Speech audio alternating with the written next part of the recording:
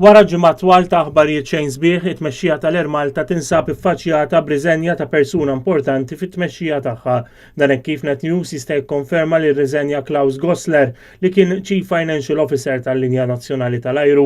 Jidher li Gossler kellu nuqqas taqbil ma' tmexxija tal-Air Malta dwar l-intħil kontinwu li qed ikun hemm min-naħa tal-Ministeru.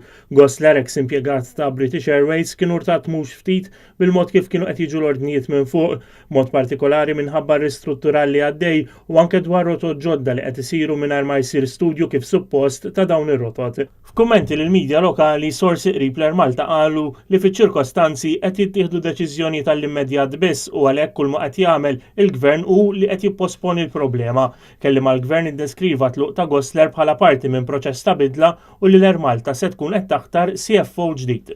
Fl-aħħar xhur ittieħdu numru ta' deċiżjonijiet fost oħrajn li mal-400 impjegat li kienu fuq il-kotba tal-Air Malta ittieħdu taħt kumpaniji ġodda fost oħrajn il-ground handlers kif ukoll waqfu għal kollox is-servizz ta' ikel fuq l-ajruplan biex l-Air Malta resqet aktar lejn il-mudell ta' low cost airline.